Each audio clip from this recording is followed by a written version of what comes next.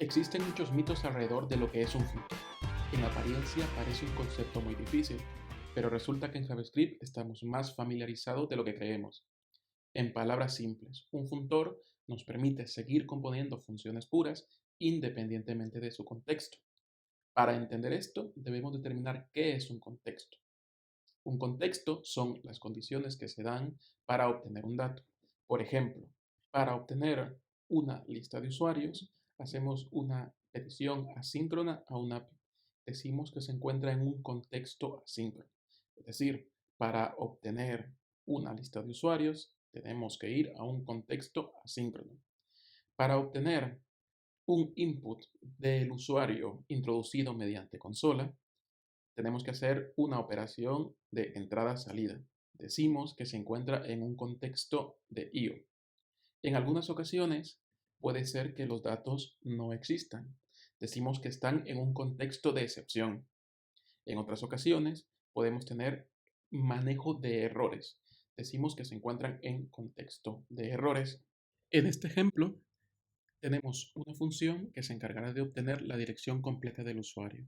Como se puede ver, ese usuario no está en ningún contexto. Nosotros proporcionamos los datos. Cuando ejecutamos la función, obtenemos un resultado. Esta función es el resultado de componer dos funciones, getAddress y getCompleteAddress. ¿Qué pasa si nuestro dato estuviese en un contexto? Generalmente en JavaScript utilizamos promesas para obtener datos que se encuentran en un contexto asíncrono. Entonces podríamos cambiar nuestro programa para que se comportase de la siguiente forma. Ahora obtenemos nuestro usuario de forma asíncrona, pero ¿cómo llevamos estas funciones puras a ese contexto asíncrono? Las promesas nos proporcionan una función den en el cual podemos poner las funciones puras para llevarlas al contexto del dato. Esto nos devolverá un nuevo contexto, en este caso una nueva promesa que contiene la transformación. Podemos seguir componiendo funciones de esa forma.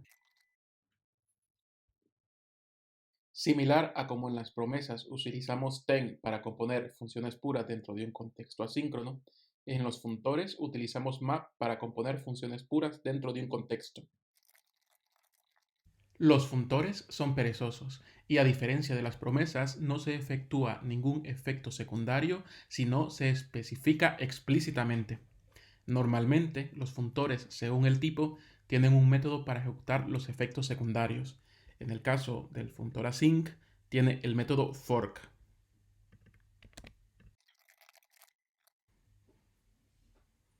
La principal ventaja de los funtores es que nos permite definir nuestro programa de forma abstracta al contexto. Es decir, obtener un usuario de forma síncrona es un detalle de implementación. Puede que en el futuro sea por lectura a disco o por un stream de usuarios. Gracias a los funtores, nuestros programas se vuelven más resilientes.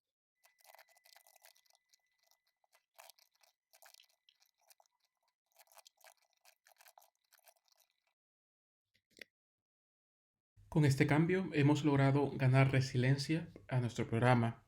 En este ejemplo, pasamos el usuario en algún contexto y gracias a que ese contexto es un funtor, independientemente de si es asíncrono de entrada y salida o de stream, podemos componer de la misma forma las funciones. Esto se da tanto para funtores asíncronos, tanto para funtores de streams y para funtores de IO. Al final tenemos una forma de consumir o lanzar el side effect para cada uno de los tipos de esos funtores. En el caso de async utilizando fork, en el caso de un stream utilizando observe y en el caso de un IO utilizando run. En resumen, los funtores nos permiten componer funciones puras en contextos. Los funtores nos permiten desarrollar programas más resilientes y mantenibles. Los funtores son perezosos. Según su tipo, tienen un método especial que nos permite consumir el side effect. Las promesas son muy parecidas a los funtores, pero no son un funtor. Esto lo discutiremos más adelante cuando hablemos de monadas.